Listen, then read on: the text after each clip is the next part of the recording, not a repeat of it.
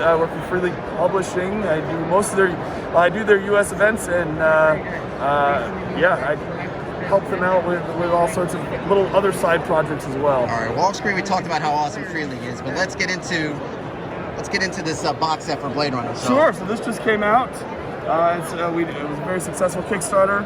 Something that we've been working on, and it was in development for quite a few years. It's actually in development before some of these other releases that have already hit. This is role-playing in the Blade Runner universe. You play as Blade Runners. You can play as human or replicant Blade Runners, and you're investigating, things that are happening and trying to track down, rogue replicants. Do you get to dream of unicorns and other mythological beasts? Exactly. All right, so give me the setup here. So it comes with the two main products to get you started. We've got the starter set here, and basically everything that's in the starter set is on the table here. We've got a condensed rule book. We've got an Electric Dreams case file that probably take you over probably 3 sessions or so to play.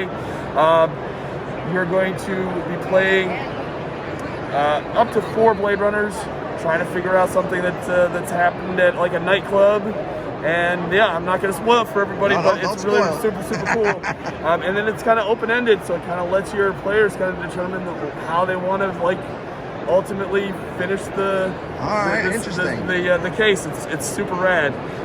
It comes with cards, the rulebook, like I said, the Electric Dreams case file, pre-generated characters, case notes, all sorts of maps, handouts, clues. Because as you're playing, you're going to go to various locations and collect clues and build a case file. You get to take the Void Cop test. Exactly, and it's super. I don't want to show a whole lot because there are some spoilers in there as well. So how do the cards factor in? These are for when you're having chase scenes, like vehicle or foot chases and just different things. And then you've got your initiative cards and just all sorts of different things just kind of throw at your players as they're playing. Now, most of our dice systems use that D6 Year Zero engine with a whole bunch of D6 dice pools. Yeah. With this system, we've tweaked it, and instead of a whole bunch of D6s, the higher your attribute, your skill, the higher polyhedral die you're going to roll. Uh-huh. So you still want to roll for 6s, but say your attributes are ranked anywhere, your attributes and skills are ranked anywhere between A and D, D being a D6, C being a D8, B a D10, and an A is a D12. 6 and higher is a success, but 10 and higher is kind of 2 successes. Oh, all right. So, and that of course does a lot more damage. Any specific mechanics that we're getting here with Blade Runners? Other than there are a couple different things. The time is a big factor with this game. The session takes place over days usually. Okay. The days have 4 shifts, and that's actually kind of like a clock timer for the case. So you want to make sure that you're using your time efficiently. Otherwise, there's certain events in a lot of the case files that happen during certain phases of the day or different shifts of the day. So, and also, if you don't have at least one shift of downtime after 4 shifts, you take on some sort of stress.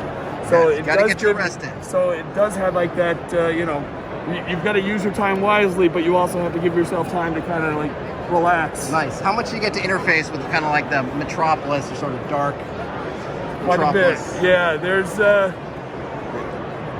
there's some seedy underground natures going on in this, and of course you get your cool flying cop car with the steam you underneath. You get your spinner. Every Blade Runner gets a spinner, gets a Kia, and it's I forget what it stands for. It's basically a communication device between all the Blade Runners.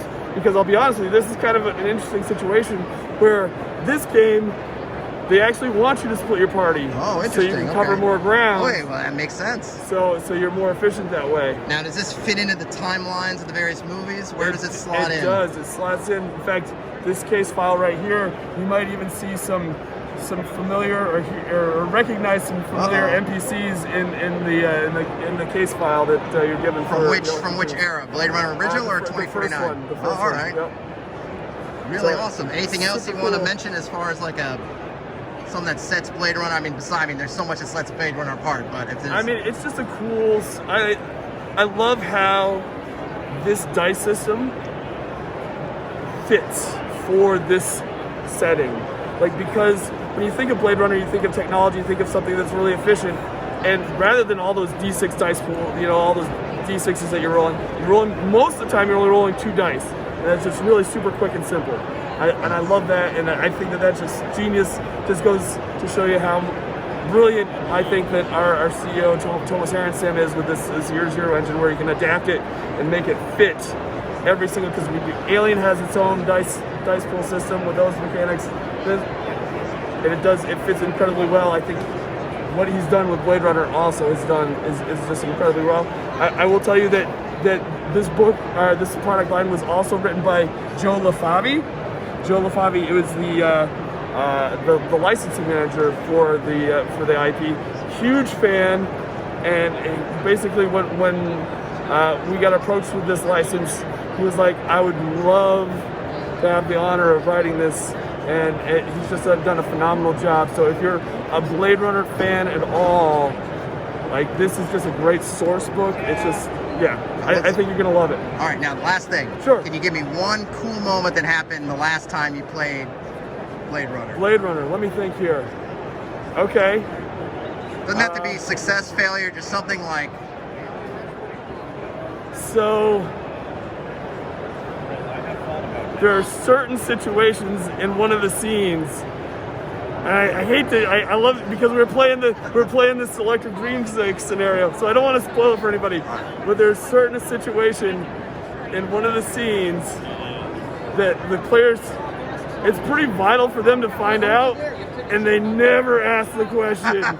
And so, like, we had to end halfway through the session, and I can't wait to see their surprise later on. So there's some like, consequence to them not answering that question. We should have asked that. And like, it's gonna be one of those obvious. It's gonna be like, why didn't we think of that at the beginning? And that's what we just started the other night before, and man, we ended that session. And I'm like, oh, I can't wait for this to happen, because they're gonna be like, why didn't we think of that?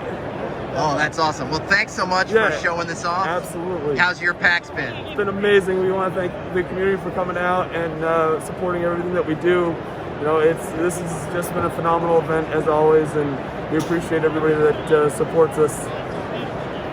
All right, thanks so much. Yeah, absolutely.